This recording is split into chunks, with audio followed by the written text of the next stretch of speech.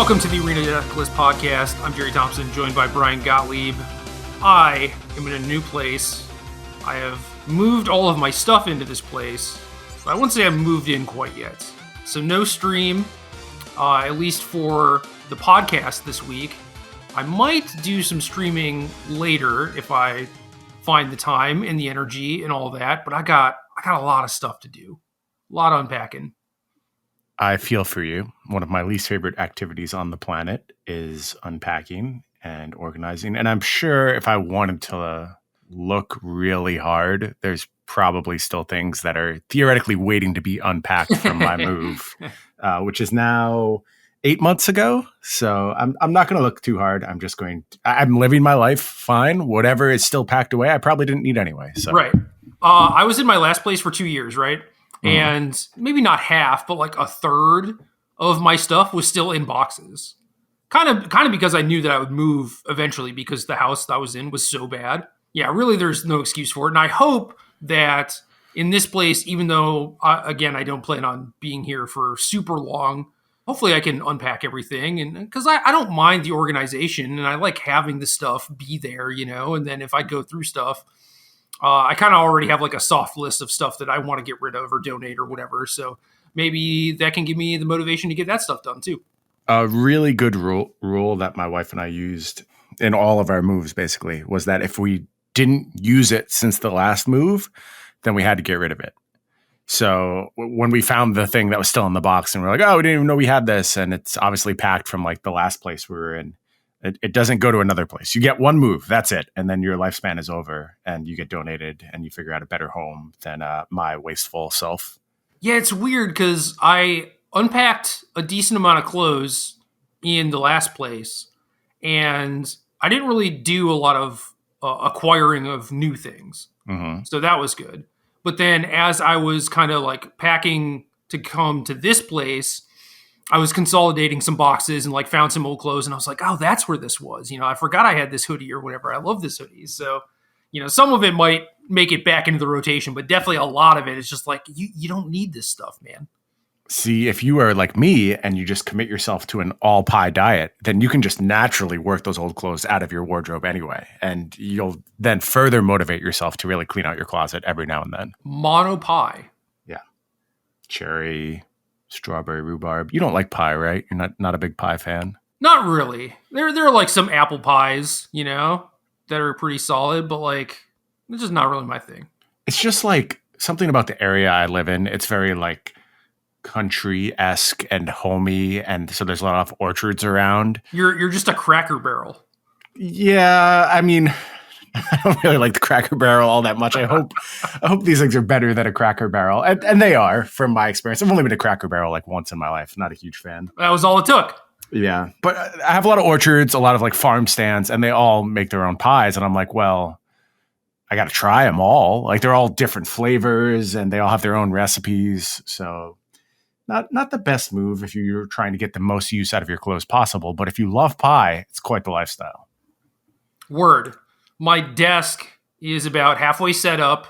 I have access to one monitor currently. That's enough to record this podcast, so that's good. Yep, very nice. We have to be very focused in our topic selection, though, because if we go too far, you won't have enough monitors to support it. Yeah, that's fair.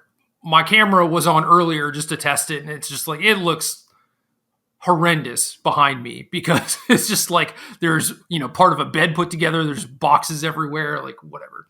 So hopefully I can get that stuff handled. And like, I don't mind doing this stuff. It's just like the last few days I, wrote my last article for SCG and it turned out to be like twice as long as my average article or whatever. And I'm trying to get stuff done with, getting everything out of the house that I was just in and get it cleaned and everything and trying to book all that stuff. And I'm tired, man. I like doing the organizing and everything. I will get that stuff done. I just need to get some energy, I feel you. A lot of stuff going on in our lives, in the world, just shaking things up all over the place. And sometimes it's tough to get that burst you need to get over the finish line. I have faith in you, though. You'll get there eventually. I woke up today with more energy than I had like the last 3 days. So we're getting there. It's happening. How much of that was Red Bull derived and how much was just like natural energy? I mean, the Red Bull was keeping me on life support, Okay. The day I moved, I was up for, I think, 27 hours. It's not good. No. It's not. I mean, I used to operate like this, so I'm not judging you. But Oh, I did too. yeah. But obviously, back then I could do it and it would be fine. It is very different as you get older. Yeah. I agree with that. So hour 18 or so, I was definitely dragging my feet a little bit, and was just very, very dead at the end of it. But I think Red Bull did some work there. Well, shout outs to Red Bull, as always, for keeping Jerry alive and Always. able to produce this content. Even if they don't sponsor us, they indirectly sponsor its existence. So. They sponsor my life, so it's fine. Right. And then I put their kids through college, so it all works out. Perfect. Anyway, standard is a thing that is technically happening. I suppose we can talk about that. It is weird not having, structured events really. Like there are some SCG Con events, and it's just like, I don't know, people are just copy pasting the same modern list, so there's not really anything there. Pioneer is kind of a mess, and standard is actually interesting, at least to me, so I prefer to talk about that. I agree with you. I don't know if that's what the people are most focused on. It's sort of hard to say. Like if I were looking for some guidance from the events that are happening, there's an Arena Open. It's sealed. Not going to talk about sealed. We did once, but I have to really love the limited format, and I can't comment on this limited format. I haven't tried it. So I've been only messing with Constructed because Constructed was interesting to me. So we may as well do what I have mostly been participating in. That is standard. I guess we could talk about like Alchemy Historic nerfs. Zombies are good, Jerry. Are you excited about the zombie decks going on over in Alchemy? I haven't seen them. What happened? They may not be real. They just took like 1 mana off a bunch of various zombie cards, and now you can play zombies if you want. Is this recent? Yeah, like yesterday. What? Yeah. Okay, I gotta look this up. All right, go ahead. We can pause while you go ahead and get acquainted with the most recent Alchemy and Historic changes. By the way, Fires of Invention unbanned, moved to 5. Oh, okay. Moved to 5 mana. I saw some tweets about that. Mm-hmm.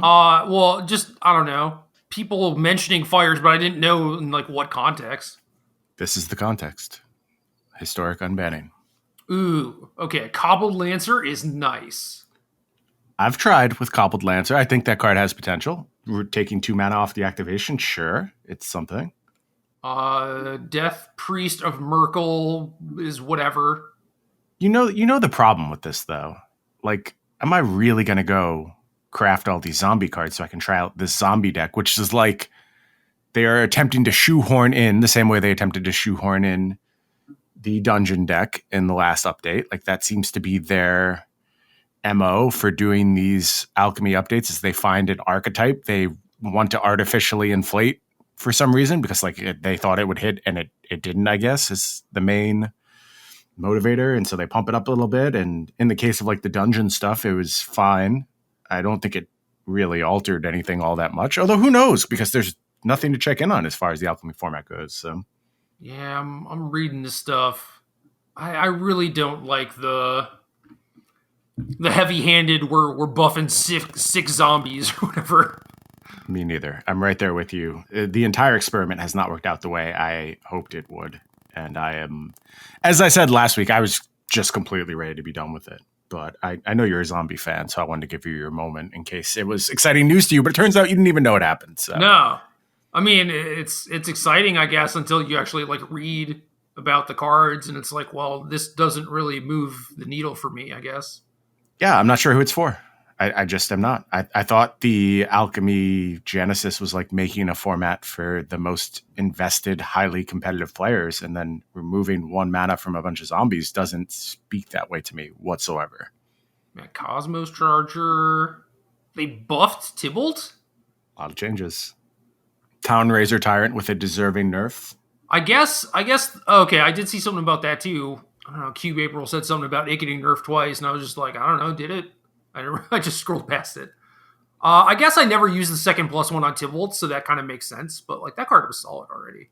You might be one of the 10 people on the planet that knows that. That knows what? That Tybalt was solid. Like how many people are out there just grinding games with Tybalt? Oh, dude, I don't know. I crafted like 3 Tybalts. That's where 3 of my mythic wildcards went when I went to write an article about Mono Red. You'll never get those Tybalts back. Vega getting Ward is cool. Town Razor Tyrant ability deals damage in the end step instead of upkeep. Damn. Does that excite you? Does that make you want to go sign up for an No. Alchemy event? No, it makes me mad that I crafted these cards. Agreed. Right, we're on the same page. Yeah, fire is costing 5. I think that's fine. Fire is costing 5 on band, sure. But like again, your response is exactly right. Sure. Yeah, I mean it's a thing they can do, and it's fine. Like all these changes seem fine. Sure. But who cares? I don't know. You're not motivating anyone to like invest in this. It's so purposeless. It all feels so purposeless. That's the biggest knock I can give against it. Yeah. So wait, is this live for the championship? Yep, they changed it 10 days before the championship. What the fuck, dude? They're not so they're not releasing the alchemy from Kamigawa. Correct. For the thing. Yes. Because it was like, oh, we want to give people time to prepare, and then they do this. I mean, granted, it's a bunch of zombie stuff, but it's like it's still enough to be like worth exploring, right? It's like I've seen a lot of the people who were qualified for that event who had been streaming alchemy and like trying to like learn the format and be prepared and stuff, and then they just do this shit. What the hell? Purposeless. All of these are things they can do. I don't know why they do any of it. I just don't. Like I don't care if you want to change a format right for the format. I think that's interesting and like cool and a puzzle. You don't do it 10 days before the event. Well, no, you can do that, but like be clear. That's all you have to do. Any of these things are acceptable if you are clear. I'm just saying, like, that the Kamigawa alchemy set is going to drop relatively soon, right? Why don't you just wait for that to happen to do all these like buffs and nerfs or whatever? Jerry, I can't answer any of these questions for you because I could argue for doing any of these things. Like on either side of the equation, if you wanted to do one or the other, I think you can make a good faith argument it's fine, but you have to present the argument. They don't even try. They don't even try and say, this is what we are doing with this format. They just arbitrarily do this stuff. There's no guidance. There's no purpose. And therefore, I do not care. You just can't make me care about this. Well, I mean, we care enough to complain about it, I guess, but. Yeah. I mean, if I didn't have a show on which to do that, then I wouldn't even glance at it. Yeah, that's fair. That's fair. You are fueling my content, Wizards of the Coast, and for that, I thank you. All right, I'm not going to talk about this shit anymore. It's okay. There are far more serious things going on in the world to be depressed about, you know? I know. So I want to talk about that actually. It's so weird because there are major things happening in our lives, in our business lives, in our personal lives. All these things are like, as they relate to us, they're so important. And then like other things happen. And I'm not going to like weigh in with an opinion on what's going on because I just don't understand enough where I think like it's worthwhile to put forth an opinion. I just know I worry about people. I care about people. I don't want anyone to suffer or be hurt. And obviously a lot of people are going to suffer and be hurt. And it's so hard to be like invested in your own outcomes when that's going on. Do you know what I mean? Because the things we are upset about, I know they're meaningless. Like ultimately taking my wild cards is the dumbest thing I could be concerned about given that backdrop. But that's always the case. Like, how do you live a life if you spend it not obsessed about the stupid things? Because then you have to confront these very real, very horrible things, which are constantly going on in the background. And this is like an actual question. Like, what do you do here? I don't know. The more that I have started to care about those things, the less energy I have had as a whole. To the point where, the pandemic started and people were just doing asinine stuff, right? And then George Floyd happened not that long after, and just like all that stuff erupted. And it's just like, I gave a shit and also, did what I could, but felt very helpless at the same time because there's only so much that one individual can do, right? And it's just like, I feel like I should be doing more. I want to be able to do more, but like, what the hell can I do? And also just like the stuff that you can do, it's just like, is this actually going to make a big enough difference for it to matter? Or is it just a drop in the bucket, which also makes everything feel hopeless. So definitely like the first year of the pandemic overall, I felt like just very shitty in general. And probably like for the first half of the second year of it too. And I'm trying to come around to the idea of like not caring about those things. Like I still want to care about those things. Like I basically have to, but try to do it in a way that it doesn't like monopolize my energy, because I still need to be productive. And it's just like, that's kind of why when SCG lays this off and it's like, oh, well, now I actually have to get off my ass and do stuff. And it like gives me a reason to be motivated and everything. It's like, that's actually like a net good thing because I didn't have the energy to be motivated before. So I agree with you, man. All this shit is hard. And I just think that I'm still trying to figure it out too, as far as like how to care, but not let it just like monopolize you, because you're just going to be a mess. Like I was for a year and a half. And like, I still basically am, but like, I'm doing a little bit better, Yeah.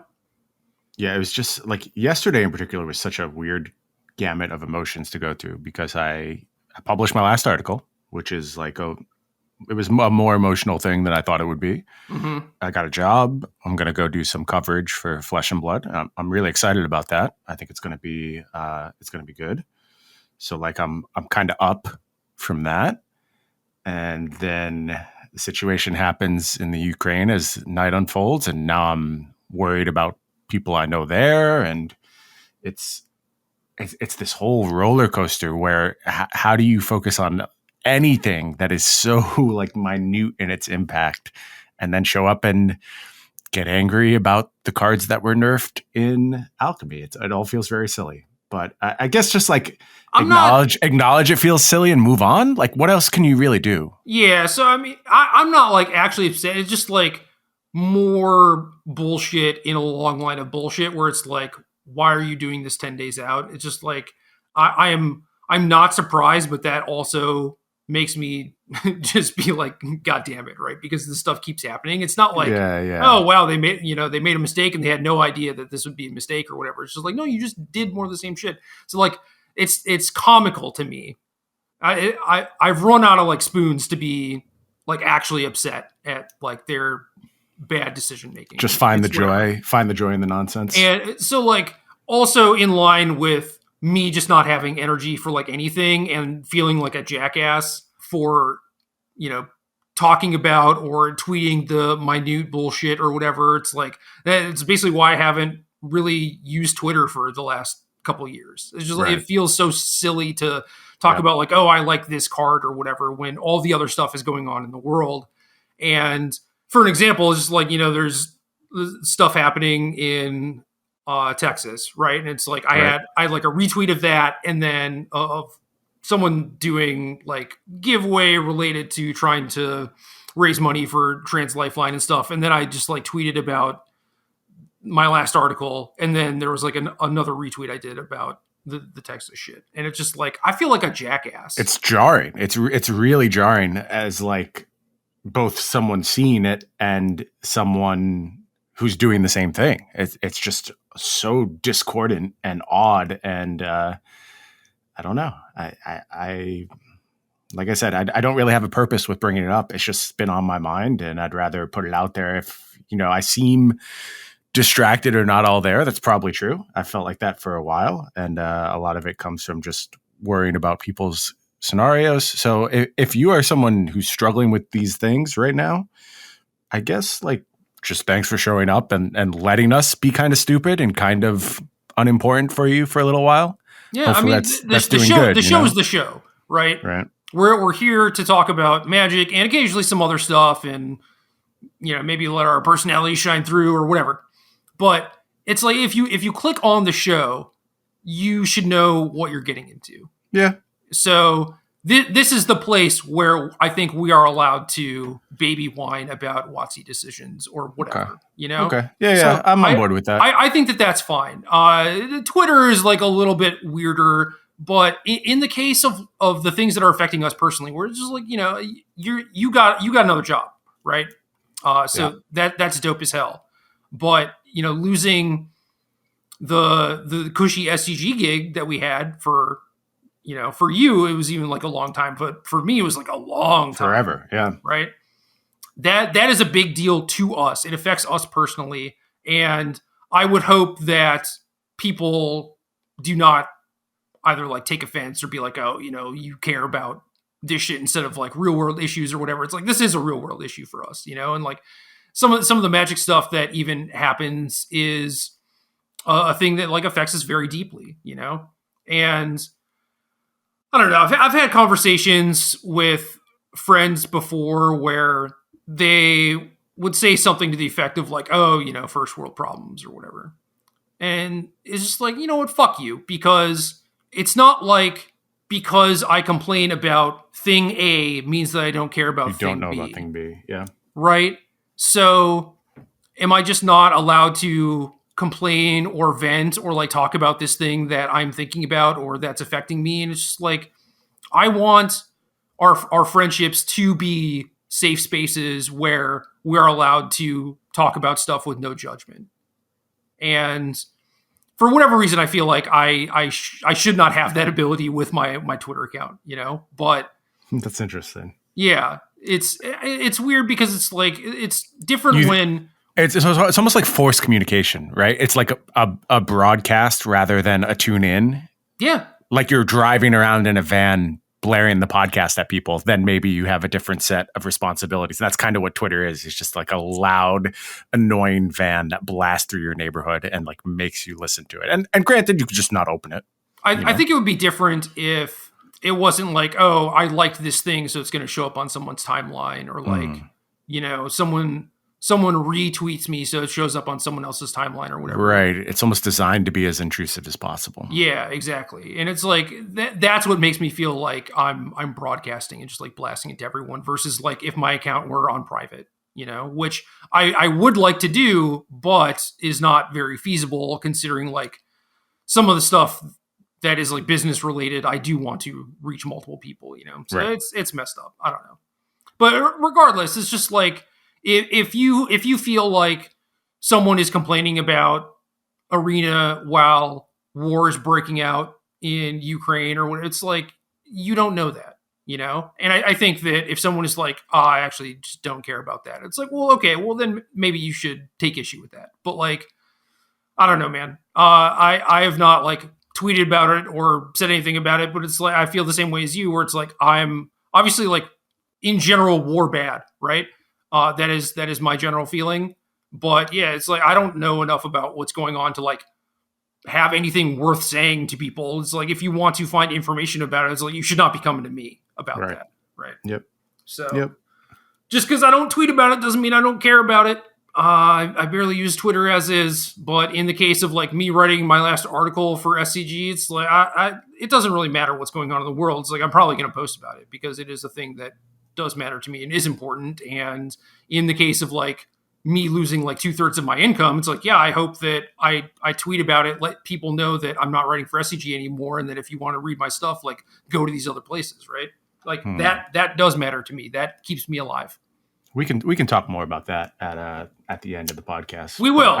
I apologize for dragging us through this morass again. No, but, man, it's all good. I mean, maybe not for the listeners, but like I enjoy talking about this stuff. This stuff does matter to me. Like I said, like I care, and if it intrudes into the podcast, even though the podcast was supposed to be about Magic or whatever, it's like, it is what it is.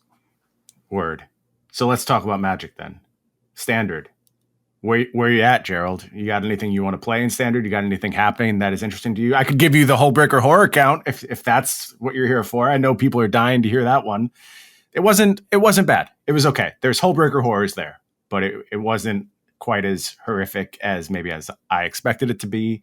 Did win the first challenge of the weekend, and our buddy Daniel showed up in the second challenge, took a 4th place, couldn't quite take that one down. So not a complete dominant weekend for Hullbreaker Horror, but there were a lot of copies floating around. Standard looking Izzet decks. Yeah, obviously still good. I think people are taking a few more steps towards fighting that issue, right? But it is weird. It definitely feels like, I don't know, kind of like the olden days where you remember when there just weren't standard PTQs or Grand Prix? Are you talking about during, say, a block season or something like that, or no, like when they just didn't exist? Period. Like during OG Kamigawa. That's not a time where I was participating in the PTQ system. So okay. No, I don't remember that. Yeah, just for whatever reason, it was like standard is kind of like our FNM format, even though FNM was not a thing. And they're just like, oh, maybe it's not like the most competitive format or whatever. So we're not going to do GPs and stuff with it. And it was always like extended and, for whatever reason, block. They consider block to be like more of a competitive format than standard. But it was like extended, block, sealed were the PTQ formats. And then that changed at some point. But there were standard formats that were just like completely busted, or like probably completely busted, like Heartbeat of Spring combo, for example. I think like they had the Magic Online data where it was like this deck it was over 60%. It was like 62 or 63%, but like no one really knew it because there weren't super high level tournaments happening like every week. Mm-hmm. And this format kind of feels like that, where there's not this driving motivator for people to bring like the best list every week necessarily. And, the standard challenges are that for sure, but they're also like relatively small and it appeals to a small subsection of people. So you're not getting like the most eyes on it versus like what normally happened for a set's life cycle was like it would come out, people would play it on Arena for 2 weeks, a Pro Tour would happen, that would set the metagame, there would be some Grand Prix, like the format would churn like week to week, and now it still just seems like people are just doing whatever the hell they want, and it kind of feels good, honestly, just like not knowing what is actually the best thing to be doing. Yeah, it's interesting. So I think the experience you're describing, it always depended on specific fields. Like, for instance, I can tell you about a tournament I played in the Callblade era when, you would go to an SCG Tour event and you would play Callblade mirrors all day. And that was how the metagame was evolving. It was clear it was the right thing to do. At exactly that same time, I went to a local event that was like fairly large. It was at a convention. There was probably 70 people playing standard, and I don't remember what the prize was. It was decent. Probably like 6 boxes or something like that. Yeah. Love those tournaments, dude. It was great. That was like a fixture of what Magic used to be. But I won that tournament playing Callblade and was actually the only person in the room playing Callblade. Yeah. Only just me. And I was like, well, this was free. Thank you very much, everyone. But it was at a moment where like it wasn't debatable that Callblade was the best deck. And then you go forward a month or so and these cards get banned. Jace gets banned. Stoneforge Mystic gets banned. And meanwhile, everyone chose to show up with like mono green Eldrazi. And I played against Rug a bunch, like Lotus Cobra Rug at that time. So it depends on the metagames, whether those incentives are actually like acted upon. Magic Online, I expect to always act upon those incentives. So it's a little weird to see how diverse things are when I do believe this is to be the best, like pretty clearly the best deck, and it goes ahead and wins this tournament despite what seems to be low representation, at least if you're judging by the top 16 deck lists that we have. But go ahead with your point. Why do you say yes and no? So I'm pretty spiky, right? Mm-hmm. But at the same time, I'm like a spike that exists in the realm of decks that he likes. So when things align and maybe like Delver's the best deck or Callblade is the best deck, I just get to thrive, right? Because I like the deck already and I'm super spiky, so I'm going to do a bunch of stuff to make it as best as it could possibly be. But like, say when like Primeval Titan decks are the best deck, I won't necessarily play them. Yeah. And it's just like, well, if you're like a true spike, like that is what you should be doing. And it's just never how I really operated. And I tried to fix that. Like once I realized it, because like I would want to tell myself like, oh, I'm making like the best choice possible to like try and win this tournament because that is what I wanted. But what I really wanted was to like play something that was like fun and comfortable. Well, I wanted it to be the best thing to be doing, but like that was just not true a lot of the time. But when like Delver was the best thing to be doing, it was just like accidental that I ended up playing it kind of.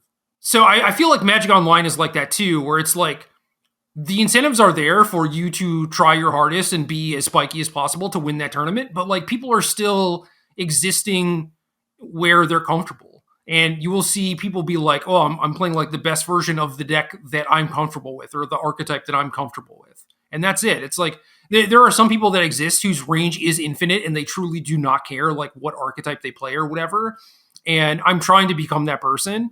But and Magic Online certainly has a lot of those people too. But like, I feel like even if Daniel Akos, like, maybe is not the best deck. Maybe it's like the worst deck, right? Like they might still be playing it. And I don't know them or their preferences personally or whatever, right? But like there are definitely those type of people where it's just like the stars align and this is the thing that you'd be doing regardless of how good it was, and it just happens to be the best thing. So now you're crushing everyone.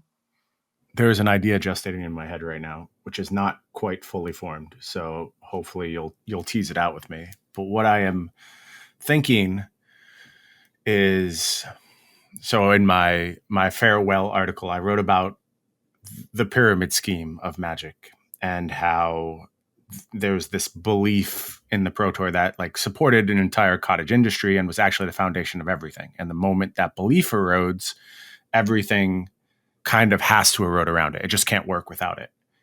I am wondering if that actually has an effect on these events, which have not really changed in any meaningful way. They still represent the same value proposition. They still are putting forth the same payouts basically as they did when Pro Tour Dream was alive, well, and kicking.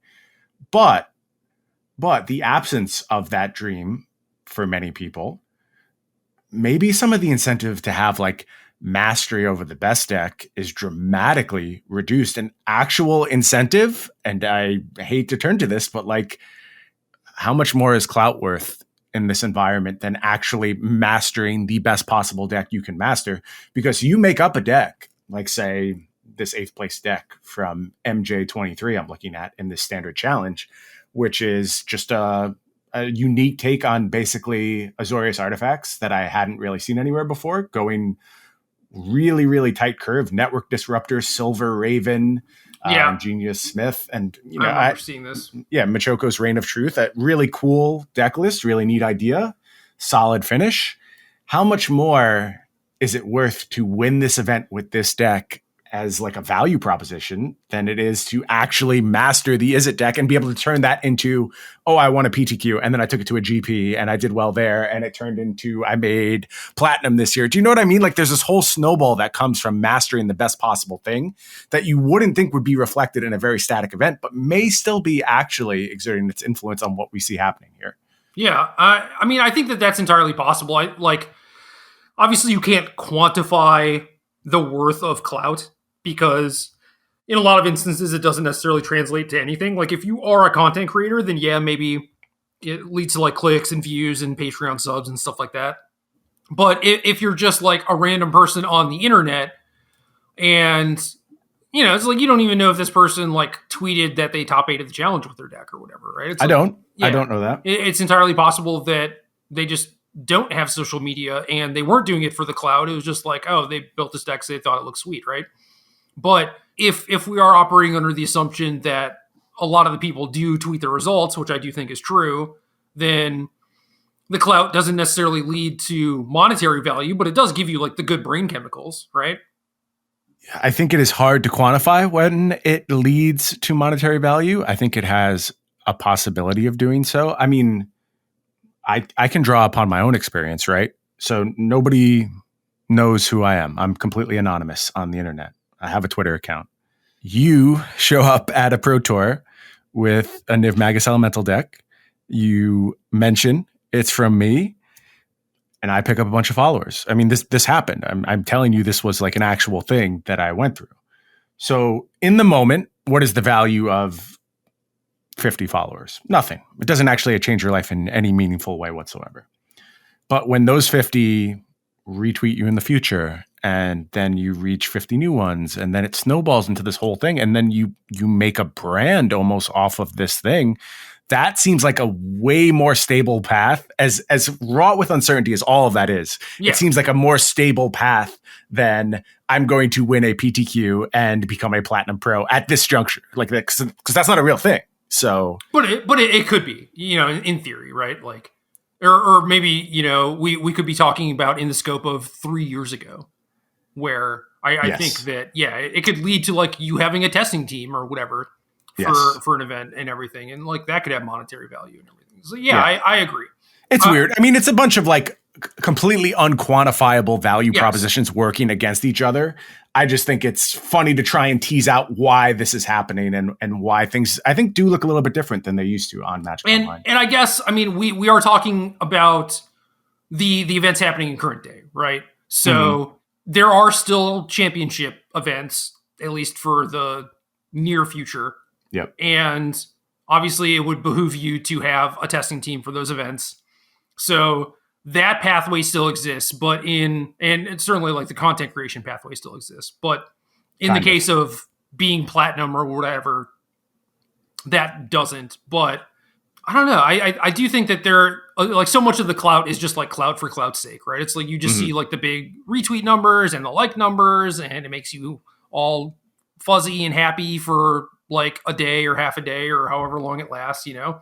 And I think just a lot of people do like that, right? Like a lot of people can get addicted to that. I think maybe that happens more on like Instagram type of stuff than Twitter, but I think the same phenomenon still exists.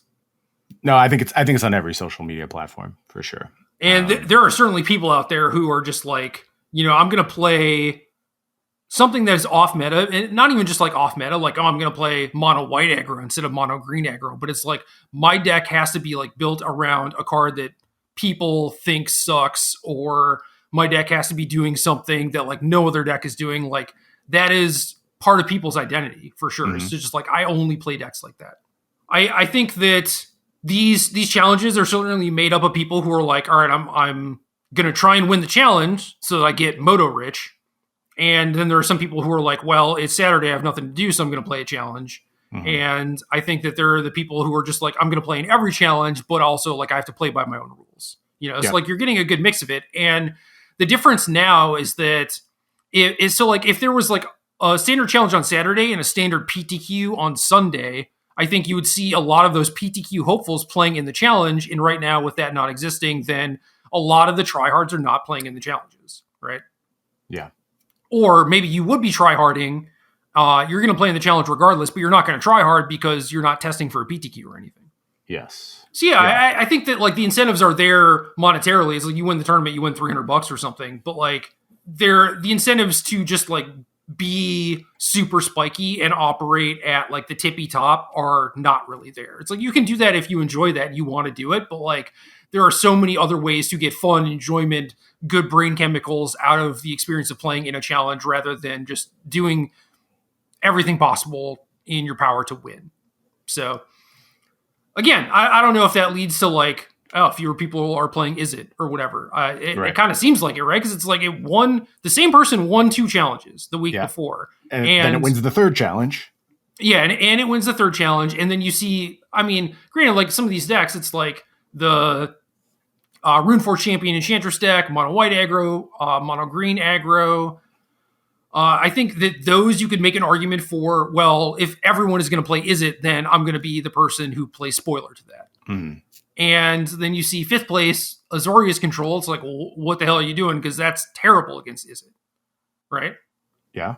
So what's the plan there? And then you have a couple more Runeforge Champion decks and like this Azorius Artifact Beatdown deck where it's like, well, all these decks seem like they're pretty good against Is It, right? Definitely built with Is It in mind. Ultimately, Is It does conquer this top 8 filled with these Runeforge Champion decks, which is a card that I tried to make work for so long, and I guess I was just a little early and should have waited for all these cards because these decks look solid, by the way. Yeah, now it's actually good. Yeah, I think they look quite good. If you haven't seen this is basically all the enchantment creatures from Kamigawa. So Generous Visitor, Jukai Naturalist, Kami of Transients, and they're combining with Runeforge Champion. Just kind of go off with your runes, draw a bunch of cards. You get kills out of nowhere, a lot of staying power, a lot of card advantage. So I'm excited about this deck's potential. And it wasn't really the only breakout deck we saw this weekend, although not so much reflected in these Magic Online results, but a lot of talk around these Goldspan Dragon quote unquote combo decks at this point, looking to do, what's the name of our Storm card that I got excited about. I think you poo-pooed this card when we first saw it. The white card? Yeah. I don't know. I don't remember its name either. But essentially at this point, just got combo using Goldspan Dragon and Leer to sort of go off with this card and make a bunch of treasures and have a bunch of mana and still just playing good cards. It's kind of like the Hinata deck in that way, where you're not going too far afield from the cards you're playing to get this very, very powerful package that can win you games out of nowhere. And I think it's another cool thing to see added to this metagame. If there's a missing piece, I still don't see the small ball decks doing what I thought they could. They seem like they're getting outclassed by these big end games. What's your read on where things like, Rakdos artifacts, say, stand at this moment? I think that there are the traditional aggro decks that Rakdos is pretty good against, and then there's like the Runeforge champion decks that it's probably pretty bad against. So you could make the argument that like, oh, Rakdos is supposed to play spoiler to the true aggro decks, but it's like that's not really where we are, and it's also a little bit slow against Izzet, so you would probably have to make the deck like more aggressive in order to be good there. Like you do have some tools to be able to do that. Like Soul Ripper is obviously really powerful. Yep. But yeah, it's just not like the perfect metagame choice right now. So yeah, I mean, the mid-range decks, as always, against like the Izzet decks, if it's not Alrund's Epiphany, it's like Hullbreaker Horror, right? There's going to be something that just leaves mid-range just feeling like they're doing the wrong thing during the format. Yeah, and that is the role being played right now by these decks in multiple forms. I think all the Goldspan Dragon decks are doing a very good job punishing anything that's trying to do the small ball stuff, or Hinata without Goldspan Dragon, which is starting to pop up. Also, same thing. You just have these big end games, and it's always going to be about finding a big end game. It's just the format is at its best when those big end games are things you can interact with. It's closer to that with Alrund's Epiphany gone. Still not 100% on point. No, but like there's a lot of Runeforge champions in this challenge, man. Yeah, in that challenge it was huge. And then, do you know how many were in the top 8 of the next challenge? I'm guessing 0. Zero, just completely disappears. And it's a really good event for the Izzet decks. There's 3 Izzet decks, as well as I believe 2 Hinata decks in the top 8 of the next challenge. So things swing very quickly in that direction. It'd be fascinating to unpack the full metagame data. Like this is, we get data from the arena events. I really wish I was pulling data from these events instead. Like these are the ones I really care about and want to know how things are shaping up. And instead we're forced to rely on the weird sample sizes and the weird circumstances that arena creates instead. So just a little bit of what could be if we were just getting better Magic Online data, if there was like an API for us to pull from. Yeah, but again, maybe things are just better this way, man. It's like there is so much uncertainty with like what is good, what is the best thing you're supposed to be doing, and without a Pro Tour to directly tell people, it's like we've seen this where it's like we can talk about something like, say we just knew that Izzet was the best deck, we could shout it from the rooftops and like people wouldn't necessarily believe us anyway. Absolutely not. But if there were a Pro Tour and it won the Pro Tour, then everyone would believe it then. So I don't even know that I believe that anymore, honestly. Like, just think about Izzet's performance after the last Pro Tour, and people were like, "Oh, give it time, and we'll see what happens." And I mean, to be fair, like the arena things are not the same as Pro Tours. I don't think people give them the same credence, whether or not that is valid or not. I think it is valid for whatever that's worth, but yeah, they just don't garner the same amount of respect. And like some of it could just be like you knew that a Pro Tour was happening. And maybe you don't know that this event is happening, which gives the event itself like less clout or whatever. I don't know. But do you think it's just a credibility issue with like tournament Magic in general? It's less about like the specific Pro Tour, just more there was a circuit of Pro Tour GP established players. You knew this stuff was valid. And maybe when half the field tweets that they didn't care and they got handed a deck the night before, it all looks silly and kind of fake. I think it's also very different if the system is incentivizing you in participating in it, right? So if you are a person who is grinding PTQs to try and get to the Pro Tour, obviously you care about the Pro Tour. And then when the Pro Tour happens, that means that you are going to give it credibility, or it has credibility already in your eyes. Yep. But when so many people are priced out of like the MPL rival system and they're just like not participating in the circuit that exists, you're incentivized to treat it like a joke. Like it doesn't matter. Yeah. That's fascinating. I hadn't quite put that bit of psychology together yet. But that is that fits very well with my pyramid theory, where this pyramid is essential, and if you let the belief sort of fade, then you've got problems. I think pyramid is an apt description, but then it's like there's just too much association with like pyramid schemes and like Ponzi schemes, and I start thinking about like NFTs and shit, you know. So it's like I really hate the pyramid descriptor, even though it is very accurate. It was all I could come up with, and my theory was like, can there be a good pyramid scheme where it enriches a bunch of people underneath it, and like I don't know, trickle down economics, baby. I don't know. Obviously, like all those systems suck, but like a lot of people had a lot of good experiences brought to their life by this particular pyramid, and I know. Not a lot of people made a lot of money from it. And it is a pyramid for sure, and it's just like, man, pyramid schemes gave pyramids a bad name, you know? Right. Oh dear. So yeah, I think that the incentives for the challenges are still somewhat ethereal, right? Because it's like people who are playing Magic Online are people are playing for fun for the most part. Just at the end of the day, that's usually what it comes down to. And some people have fun from winning. Some people have fun like playing their own decks, whatever. And before, there used to be a lot of incentives for people to try hard the events, and those just don't exist anymore. So it's like, I don't think that this is necessarily the best data as far as figuring out what is the best thing, or like what the format actually looks like, you know, what the tier list is and stuff like that. Mm-hmm. Well, it's an interesting new world. I just keep coming back to the same points where it's very different, have to adapt to it. But ultimately, like you said, these have been really fun events to follow. I appreciate what's coming out of them. I think Standard is in a better place than it's going to get credit for. And you know what that means, Gerald? It's time for an Alchemy Pro Tour. Just got to fire it up. We finally got Standard where we need it to be. So let's play a little Alchemy, baby. I would love to see a Standard Pro Tour in this format.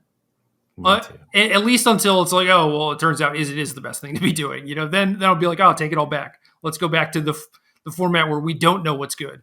But the way things look now, it seems like Kamigawa did a good job with introducing like new archetypes, sideways archetypes, adding cards to a bunch of different decks and everything. I think the Standard looks good right now, but part of that is because it's so ethereal and you actually don't know it's good.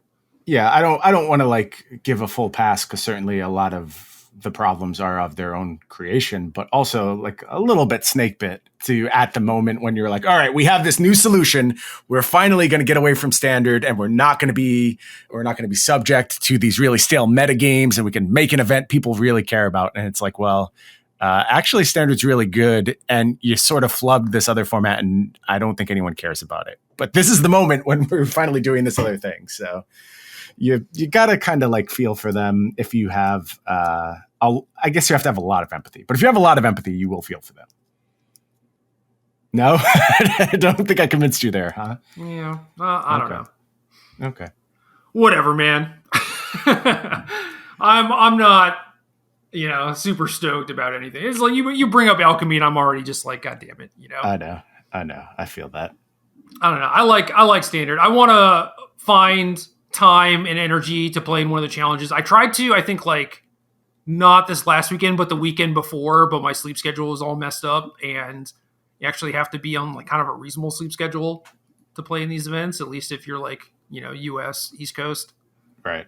So when I'm finally getting sleepy at like 6 a.m., I'm probably not going to play in a challenge that weekend. Yeah, you have to do the wraparound where you just push your sleep schedule that far off, where you're just actually waking up at 6 a.m. ready to face the day. Yeah, exactly. And it'll take some time, but I think I can get there. I don't know. I think I sort of had that reset being up for the 27 hours on moving day, where I woke up this morning at 11 a.m. That's pretty close. Yeah, solid.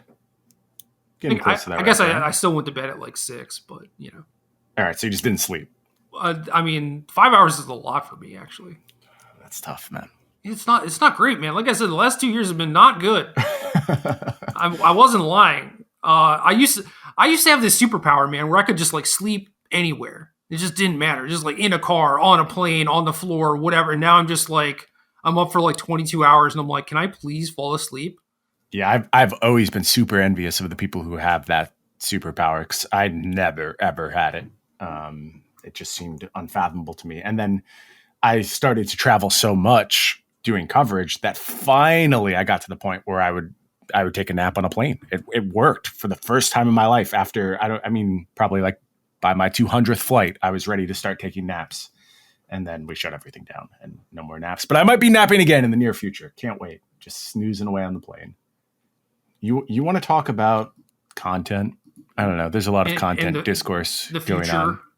Yeah. What is the discourse? I feel like, I don't know, you were talking about some of the standard decks and whatever, and I feel like I was missing out on the discourse. So I feel like I'm probably missing out on this discourse too. No, I obviously with Star City's run coming to an end, everyone's got their goodbye articles coming, and it is making you think about the state of content and the state of content production. And if I had a great deck to write about, I think I would have just written about it. Just been like, all right, here's another sideboarding guide, and just like not say anything about the fact that I'm leaving. But there wasn't anything. I didn't have like a solid thing that I was like, oh, I'm definitely going to write about this deck, That would have been a very stoic approach. I also didn't have like any real Magic things I was dying to say. And I did a weird thing when I wrote my goodbye article where I didn't have any agenda when I did it. I was just like, well, let's just sit down. Like usually I'm like, I want to convey this idea. I didn't really know what was going to come out when I wrote it. I put it together. I hated it. And then I submitted it anyway. Because I'm like, well, that's the last article anyway. So let's just let it ride. And I don't know. Some people seem to have gotten a lot from it. So I am glad that's the case. It was a strange note to go out on, but it definitely begs the question, what's next? And I feel like we should talk about that. Well, when we were like, well, I guess we just have the Patreon left, and that's it. I think things were a little bit different. Now with you picking up like these side gigs that are maybe like main gigs now, I don't know. I felt like we were both going to probably have to hit it pretty hard. And now it sort of feels like maybe you don't have to. Well, okay. This is a weird conversation to have. Like on air or at all? No, at all. At all. One of the reasons why, again, dude, like, no judgment, no nothing, like it is what it is, right?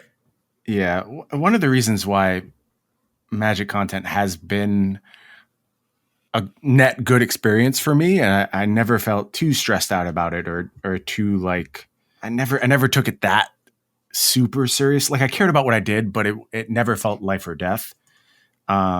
Is that I just don't really have to do it. Like there's a bunch of other things I can do, a bunch of other careers I could take if I had to. And ultimately it comes down to like, do I have something to say? The answer to that question right now is still yes. I still have something to say. Is it the same things I was saying when I was working for Star City? No. I think they're different things. And I think like, am I like putting my nose to the grindstone to produce even more written content?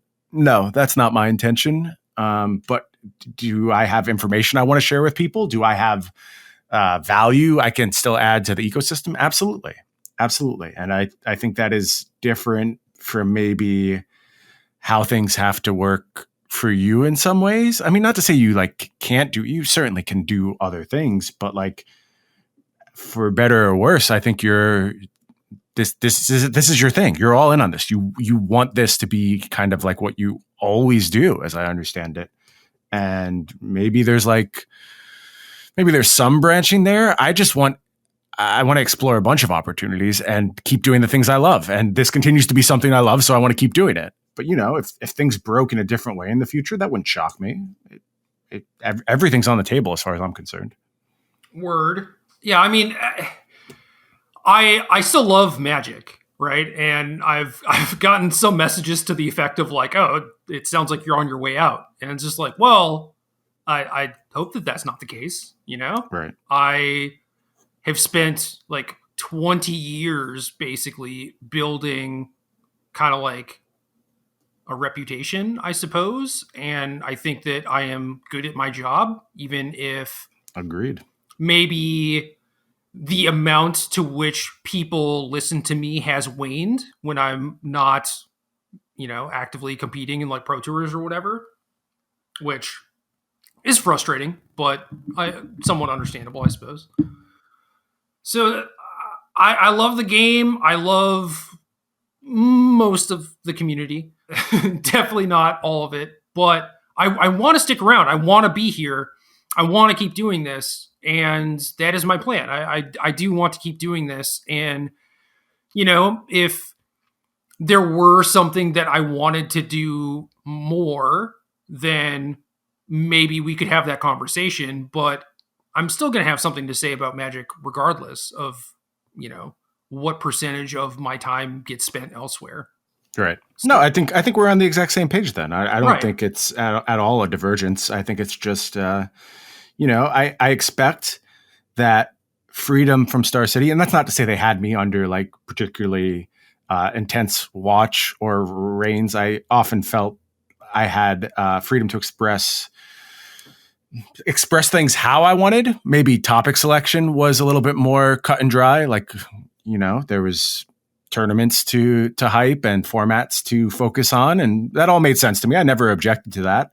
With those reins off a little bit, I think I'll probably get weirder. So people who like weird Brian, that's probably good news. People who don't, maybe it's a little disappointing. But I also think like just putting forth some very compact, useful, quick information is a lot of where my bread is buttered. I always think about making an article for someone who's really busy, the way I used to be really busy, but still wants to have something to do with Magic.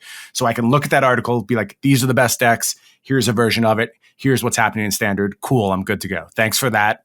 1,000 words, Brian. I'm up to speed. You've got me ready to go. And I always like providing that kind of stuff. And I think a lot of what I will do will focus on that, and then there'll be weird stuff on top of it. I do want to try some stuff, and I definitely have some things planned that may or may not hit. We'll see. I actually had this idea that isn't feasible, but I think I could have like done some stuff to make it feasible. Where I don't know. So we're talking about the challenge and like what type of person is like actually registering for that challenge, and like what are their motivations, and I think about that a lot in terms of what sort of folks are consuming content, because like if you're going to tournaments every week, I understand what type of content you would consume. Like that was what I did every week for over a decade, right? So those folks don't really exist anymore, and we see more and more people coming to the podcast and like talking about how they don't even really play Magic anymore, but they still want to like keep up to date a little bit, or at least, feel like they're hanging out, or like this is just part of their routine, and it's like, how do you create content for that sort of person? Like, this is not the thing that I'm used to doing. Right. And just thinking about the content that is getting consumed and the type of stuff that people are still watching. And I at least like look at Twitch a decent amount, basically just trying to find something to have on in the background. And it's like, obviously Aspiring Spike is killing it. And to some extent, there's like, Nassif playing a little bit of Modern, Canister, Doomwake. And there's certainly like a market for that. And it's like, why? Right? Like some of the folks are going to their local store and playing Modern. And maybe there's some overlap in folks who like also play in the queues and play in the challenges and stuff, but mostly it's just entertainment, right? And they happen to like Modern or the card pool, or like that's what they're most familiar with. And obviously liking the personalities helps a lot too. And I was just thinking like, man, if we could have gotten like a room set up where we could just like play against each other, and it wouldn't be like necessarily educational. It's like, we did the versus live type of stuff for a while. And I think that when it was like me, Brad, Todd, like we had a lot of good conversations about what people would want to watch and like what would get them to watch and the types of things that people were responding to. Cause like when it started, it was just me and Brad, right? Mm-hmm. And we're like, yeah, we're going to make like hard hitting educational content. And then people were just like, nah, man, like we don't care about that. It's like, we like the part where you made the joke and I laughed, and it was like, damn, That was like the first instance of like slamming headfirst into, like what we thought the people would want to consume is not actually what they want to consume. Yep. And I would just want to do something. And I actually think like Brad would be the perfect person to do this with, given like his personality and my personality, where it's like, we just, pick formats that are fun and interesting and somewhat relevant. And we could just like play games and like kind of shit talk each other, just play the games, but like have fun with it. And if it devolves into like us talking about war in the Ukraine or whatever, like that's fine too. But just being like able to banter back and forth, I think would be so good. And the game itself is kind of like a backdrop. And then like maybe at the end we could like talk about the game itself or whatever, and like what happened, why, what we change about our deck, etc. But like, I think it's just like you get personalities in a room playing Magic. And I think that sort of content would be awesome. I love that you bring that up, because do you know what I did for the first time this week? First time ever. Did you watch Game Nights? I did. Yeah. I watched an episode of Game Nights and I'm like, this is really good. Yeah, dude. Really, really good for exactly the reason you're stating. And they also like talk about the game way more than they banter or whatever, but like the personalities they have are what sells it, right? And 100%. There are a lot of other shows that are like it too. And it's like, you don't need the absurd production quality they have. I think it helps, and a lot of the stuff that they do makes it easily accessible for a lot of folks. Yep. I think there's multiple ways to present that kind of vibe. There's another a Flesh and Blood channel I watch. Actually, I was thinking about them today. Someone mentioned they're from the Ukraine. They go by Fabrika. It's a smaller channel, not a ton of subs, but if you like Flesh and Blood, you can check them out. Hopefully they're doing okay right now. Yeah, no kidding. But basically they just play games against each other.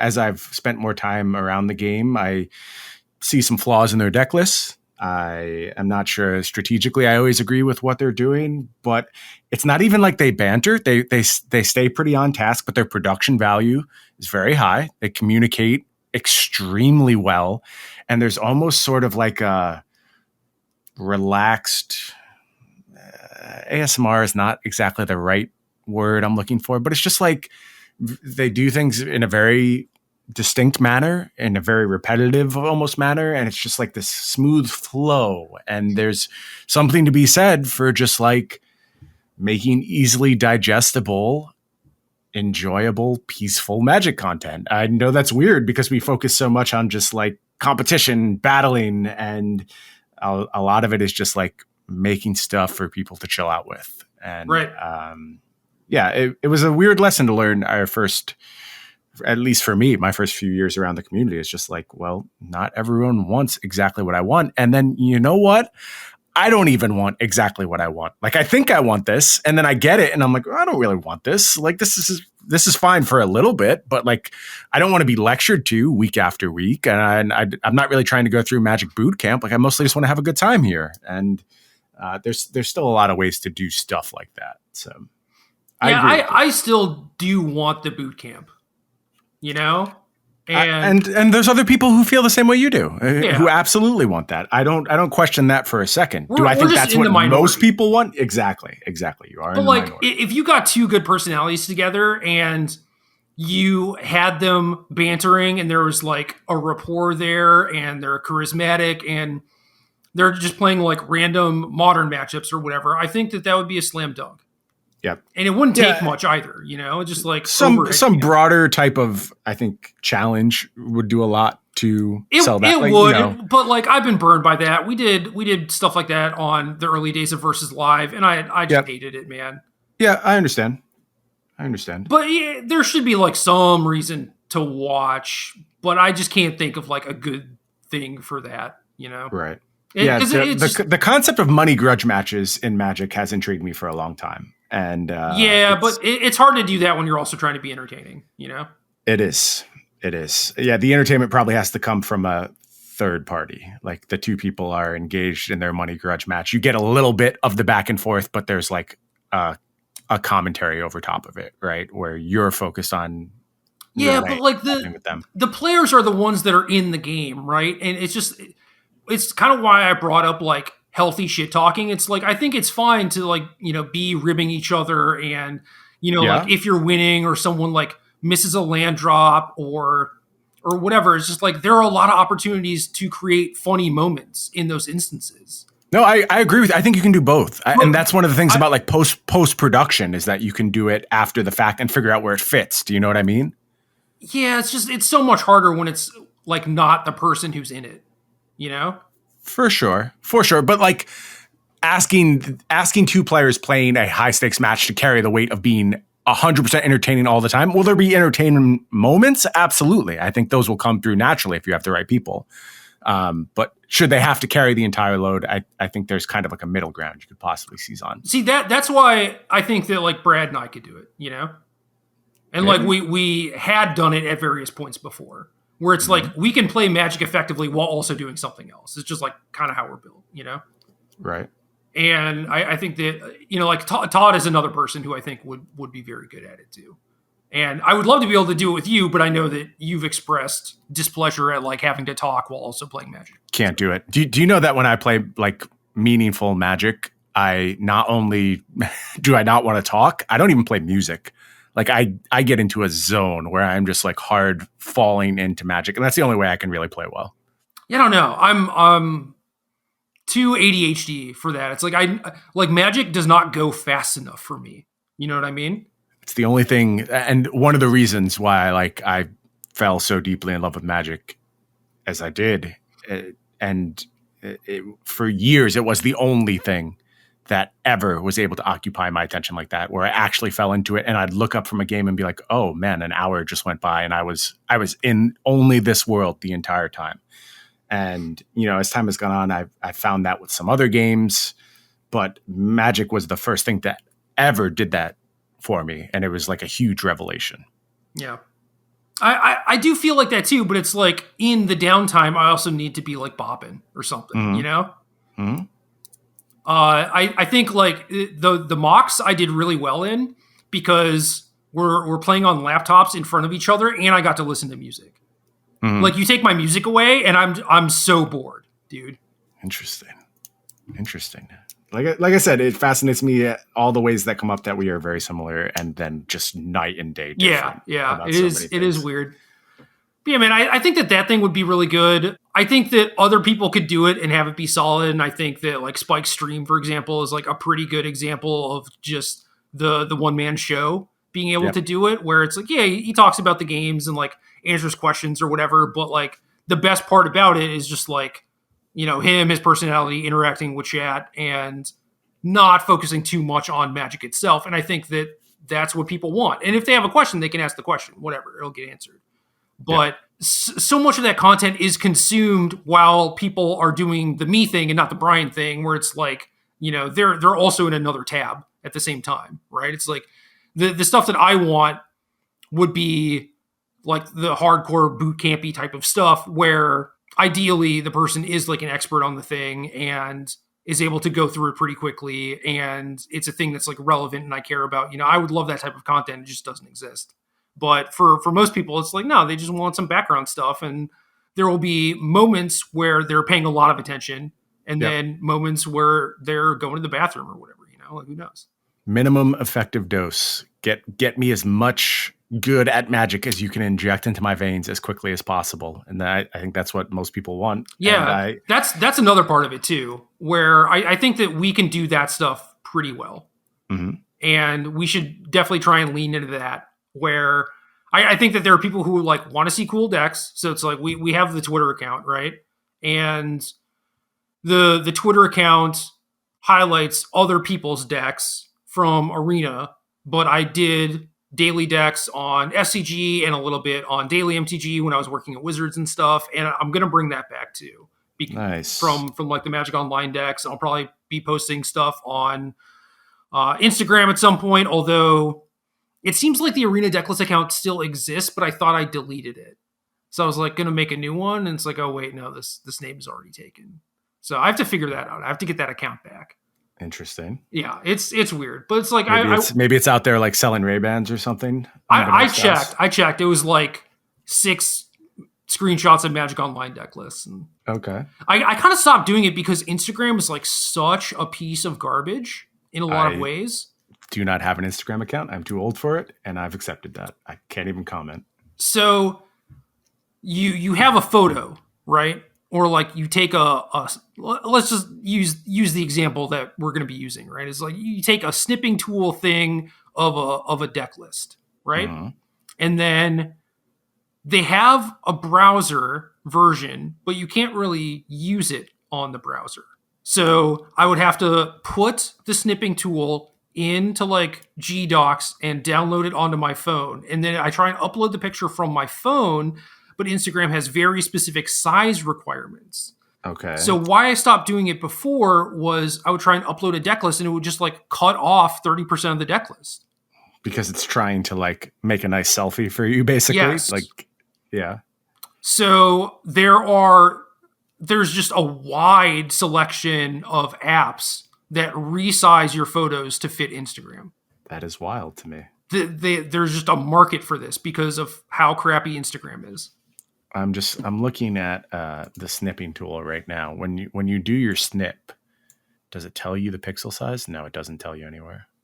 I mean, you can go into even like Paint or whatever, right, and try and like resize it, but it has to. No, but that's a pain. I don't remember for what I was doing that. One of our various internet things, I was doing some like resizing and. So when we post image headers for the articles, they all need to be the same size. Okay. So maybe that was it. Maybe it was that. That's possible. Because otherwise it's like, you clip some art. Oh, it was. I think it whatever. was for YouTube thumbnails. Oh, yeah. Yeah, that's kind of the same thing. But yeah, for the website, it's just like if the image sizes are off, then the articles don't look symmetrical and it looks just super heinous, right? But yeah, so anyway. Good time to mention, yeah, we do have a website, arenadecklist.gg and arenadecklist.com, right? We have both of them now. Yep, .com redirects to the actual one if you are just typing in stuff with inertia, Nice. I got GG because, we esports now, right? Ha ha ha. Gotta be. Man, we did so much work. I can't talk about it. It's fine. So much work it's for fine. the Arena launch. Just forget about it, man. All right, thanks. Yeah, so we have a website. I'm gonna do deck of the day stuff. I don't know what I should probably start doing that soon, huh? I think okay, so it's the 24th when we're recording this, right? Yeah. My lease ends on the 28th. As soon as that is done, I think like that is the last major headache that I have to do. And yeah, March 1st, new month, new Arena Decklists. That makes sense. Yeah. I don't know. It just seems silly to be like, I'll start it on the 1st, when it's just like, I should just be doing it whenever I have time. But yeah, I'm going to be doing that. So there will be daily content ideally. And I think what I'm going to do is like try and front load it. So I'm not just like every day, like, trying to post a thing, and then I'm going to wake up. Like do like 5 scheduled posts. Yeah. Or something. And then there's going to inevitably be a day where I wake up and I'm like, I don't feel like doing this. And then it's just going to derail everything. Right. So it's like, I'm going to do that. I want to cross post to Instagram. I don't think I'm going to post it on the Twitter account because it's still Arena Decklists. And these are a lot of modern decks, honestly. Yeah. And then my office is like halfway set up, maybe like a third of the way set up, depending on how you want to look at it. I currently have one monitor active, but the room behind me is atrocious and I don't have any lighting or anything. But once all of that gets taken care of, I'll probably start streaming again, and there will likely be some cross promotion between like the deck of the day type stuff and the decks that I'll play on stream, because a lot of them very cool. are very sweet. I have like a backlog of 20 or 30 decks just from like the last few weeks, going through the results and everything.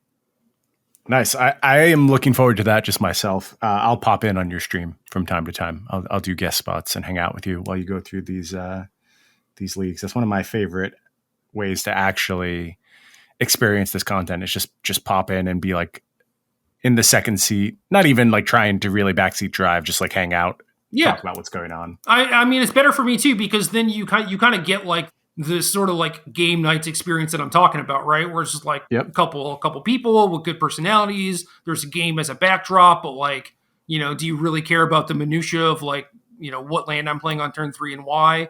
Probably not. So, I want to shift the content more in that direction. And then certainly I still want to do written content with like deck guides and sideboarding guides and all that stuff because like I'm really good at that stuff. Yeah, it would be a waste to not have you doing that. So yeah, that's kind of the problem too. Is a lot of the stuff for content that I think would be really good, I just don't feel like I'm suited for. And it's just like God, I wish that I could like clone myself and give them a good personality or whatever. You wish you were a game night, basically.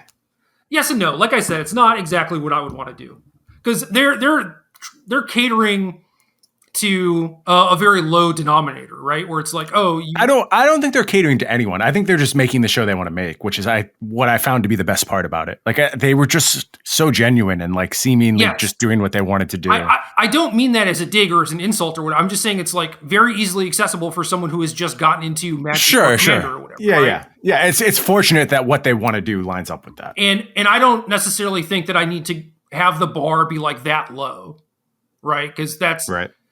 Those sort of folks are not going to be the type of folks that like find me right away.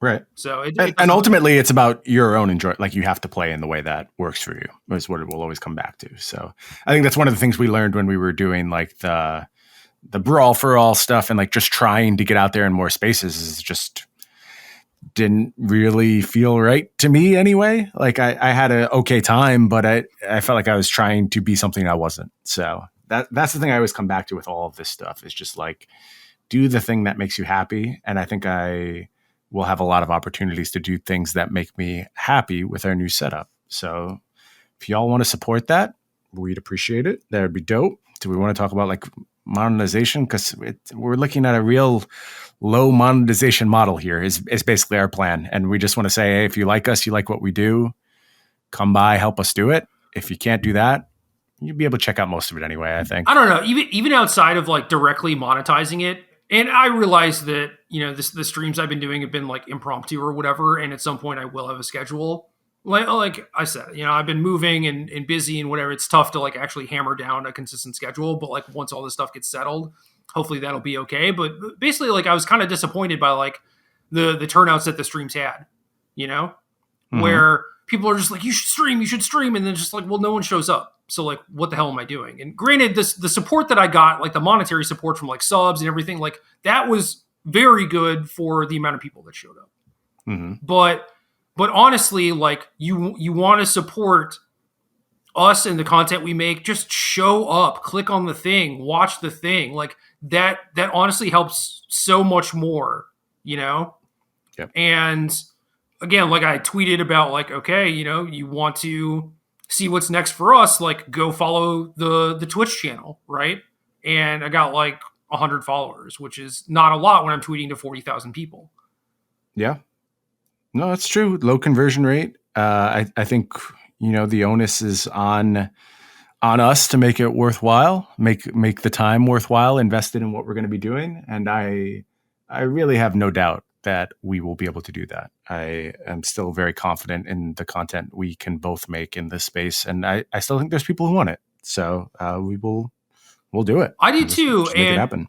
I know that we're going to make it worth it, and I understand why people might be like apprehensive or whatever, but it's also like, well, if you follow me on Twitter or you listen to the podcast, or you know what kind of content we're able to produce, so it's like, why would you do like a wait and see with like Twitch type of stuff or whatever? It's like, if I ask you to follow the channel, just follow the channel, right? Like it's not that hard and costs you nothing. So you will enjoy this content, you will take it and you will accept it and you will have a good time watching it.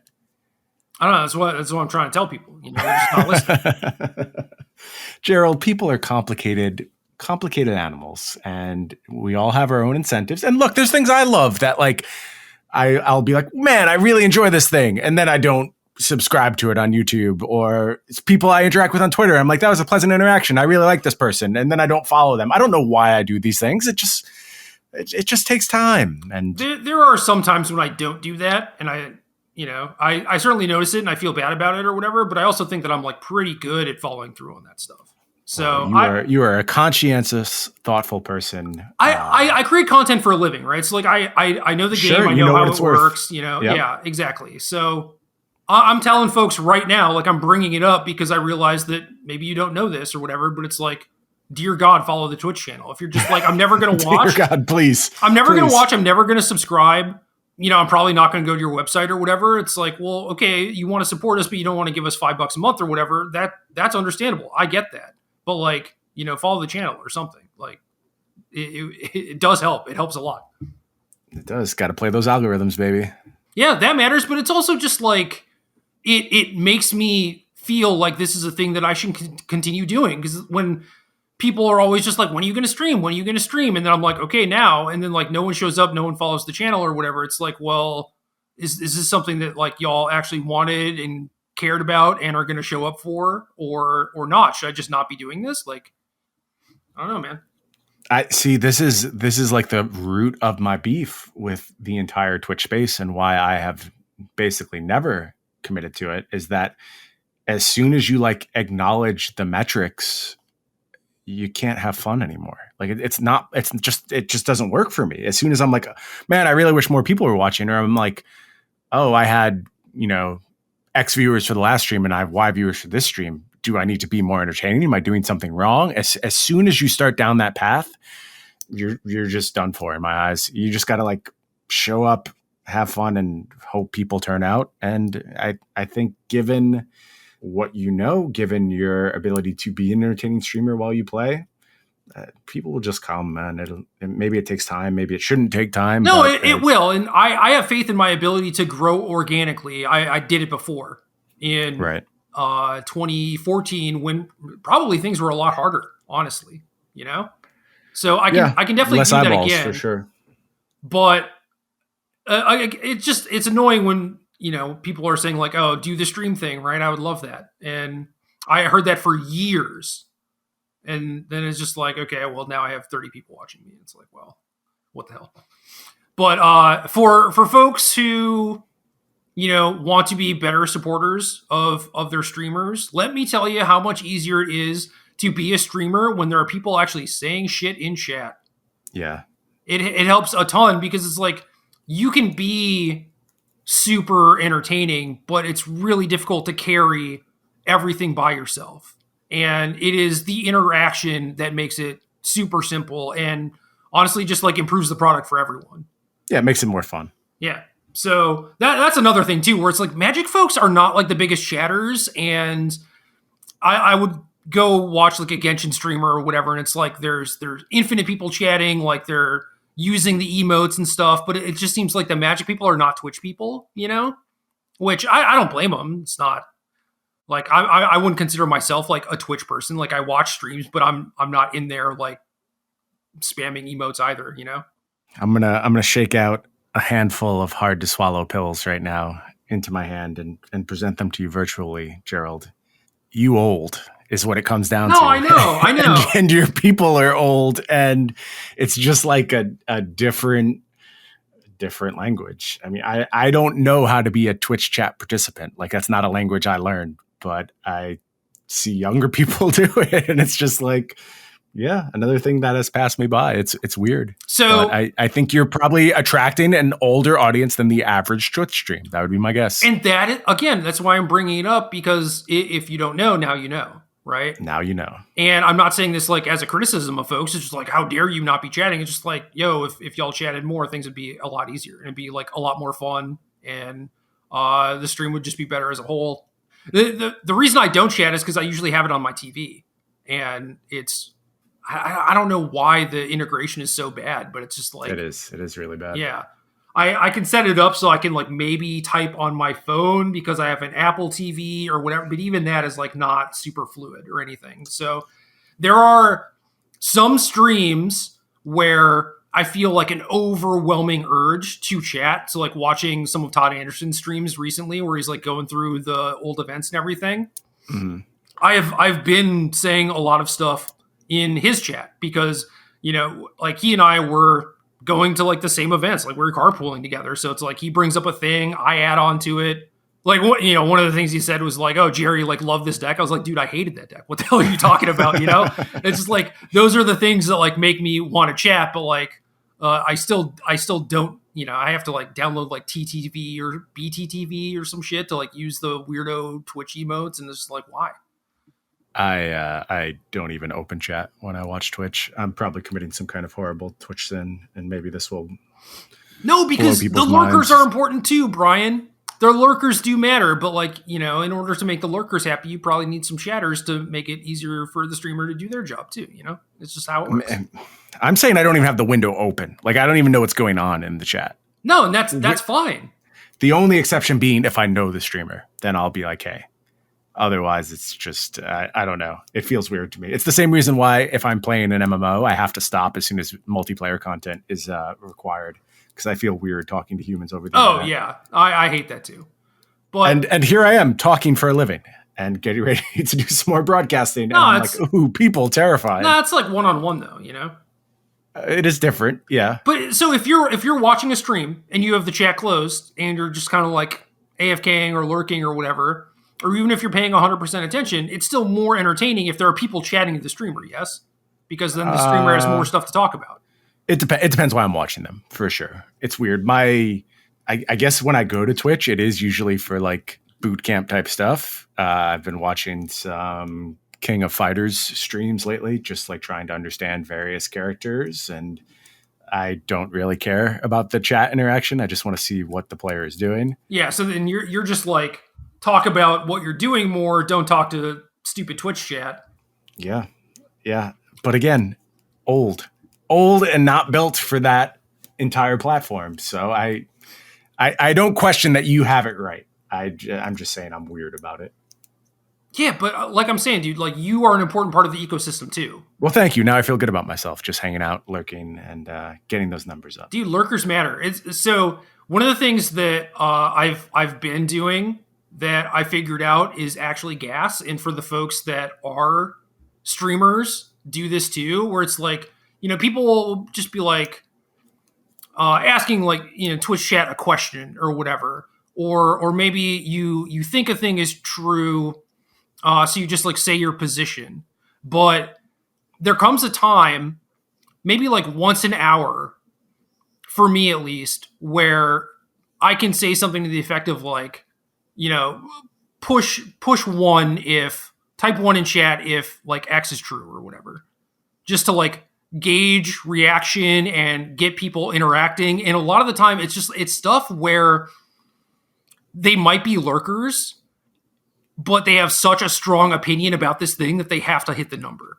They're willing to hit the 1. And it's so sick because some of the times when I do that, it's just like half the people, it tells you when they're like first time chatters. Mm-hmm. You know? So it's like, that is the type of thing that can help get people engaged.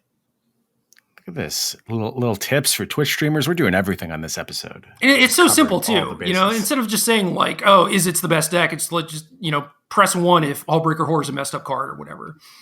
And then you get a bunch of people who are pushing 1, and then some people who are pushing 2, and then some people who are saying funny stuff. Yeah, do you hear me? Brian's hammering 1. Jamming the 1. Brian is a lifetime lurker, and I was still able to like get it. Like he just went 3 rooms over to go to his keyboard so he could slam 1. You know, you got me. Wow. And it's like that helps with metrics for a lot of people too. So like if you're a new streamer or you're like trying to hit various metrics for like hitting affiliate and stuff like that, like you need X amount of people chatting at a certain time and stuff like that, right? So boom, easy way to go, and it creates interaction, and it's like you're getting folks to opt in the lowest like barrier way possible, right? It's so easy to just hit 1 and like not have to explain yourself. A way I would love to live my life, honestly. If I could just walk around hitting 1 all day and not explaining myself, it would be so much simpler. Yeah, it's just binary, right? And then, you know, you clearly see what people are invested in, like who's actually like paying attention and watching the stream and everything, and then that can create discussions. And once you break down that barrier of like, oh, you hit the enter key once already, it's like, well, maybe you're going to do it again. Maybe you'll type a full sentence this time. Now I feel manipulated into chatting when I come to your stream, so I'm going to watch you very carefully and see if you're trying to trick me into talking, and then I'll talk in chat about how I refuse to talk. It can't be forced, you know, but like there are definitely things that come up organically where, I don't know, it's like something will happen, someone will be like, well, you know, that card's fine, and I'm just like, what? No, absolutely not. You know, folks in chat like hit 1 if this person is wrong or whatever, right? It's like those situations come up so often and so easy. Seems like a good way of dealing with it. Yeah, folks show up, even if you're Brian, even if you're lurking, even if you follow the channel and then unsubscribe from email alerts or whatever. I don't care. Just give me like the numbers going up thing that makes me think that this is worth doing. Everyone keep tricking Jerry into making more content. I'll appreciate it. We'll all appreciate it. And I'll do my part as well to keep you all informed, keep this train going. It was a weird week, but I think it can ultimately be a good week in terms of the type of content we produce and what we're able to do for people in the community. Game.